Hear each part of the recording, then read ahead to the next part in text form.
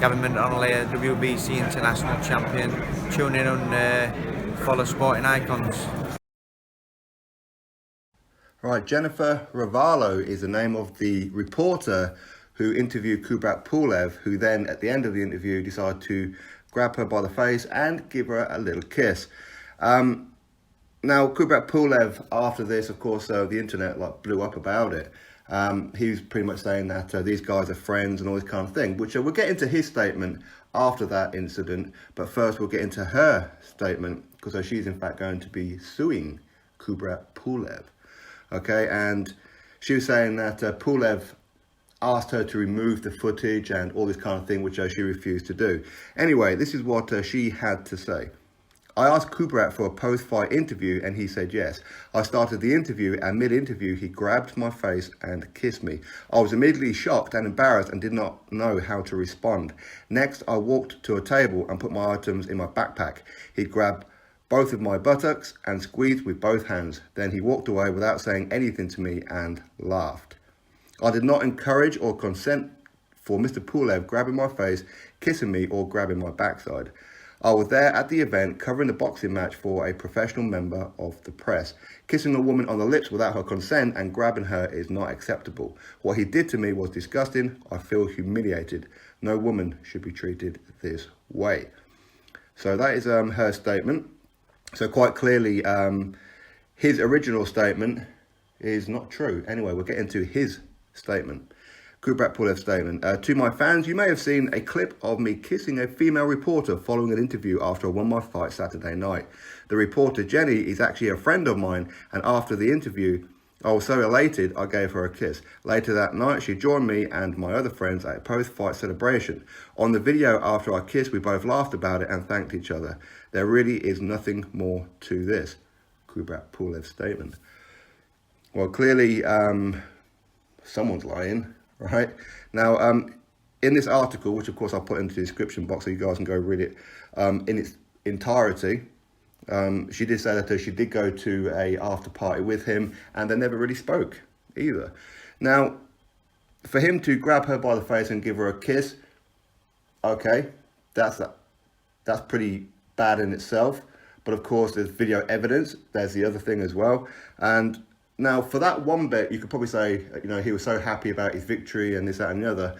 He just acted on impulse or whatever it may be, just a moment of madness. You could probably say that, but that still doesn't give him the right to do it. But then to go up to her as she's bending over the table to put her items away in her bag and grab her on the backside, again, that's taking it a step further as well. And for him to say that these guys are friends, I mean, I don't doubt that these guys probably know each other, but I don't think that they're friends. If there was, then she wouldn't have been speaking how she is right now. That's for sure. And I don't think that she's overreacting. I know some people may say that she is.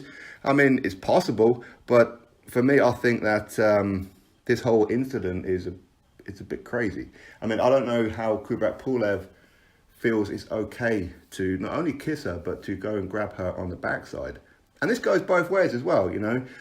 Women are not just the victims. Of course, men are victims of women harassing men and grabbing them and whatever it may be. So it is an equal thing, but ultimately, he should know better. You know, he's a grown man. He's married. I'm presuming he's got kids.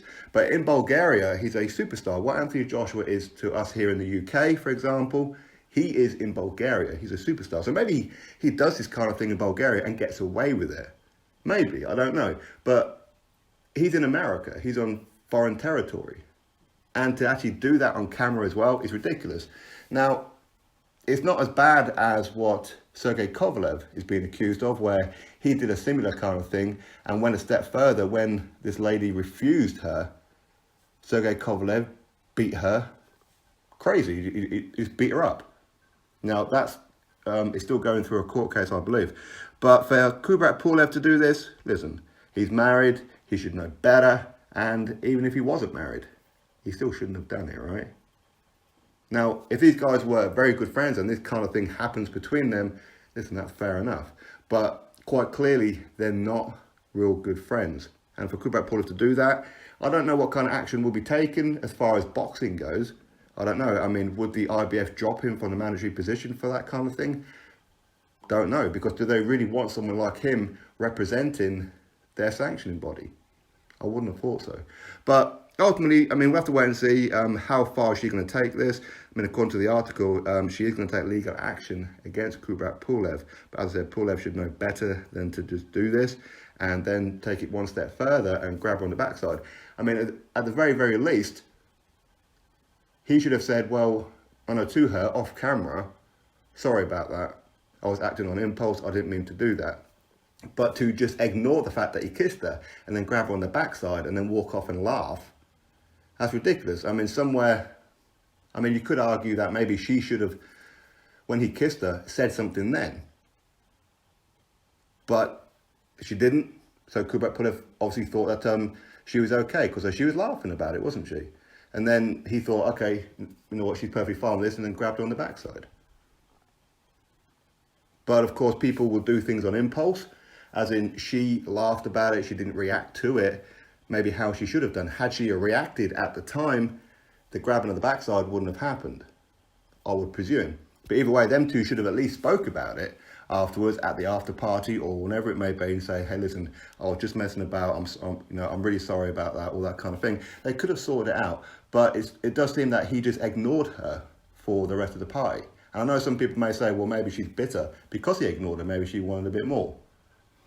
I don't know. I mean, obviously, none of us were there, so we don't know exactly what went down. We don't know, did he really grab her on the backside? Did he not? I mean, who knows? Who knows? But anyway, I'll put the article in the description box.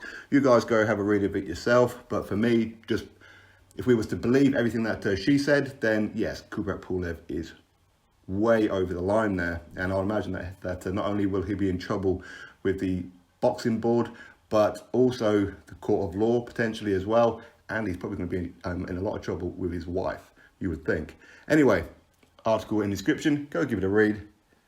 Catch you all on the next video. Thumbs up, subscribe.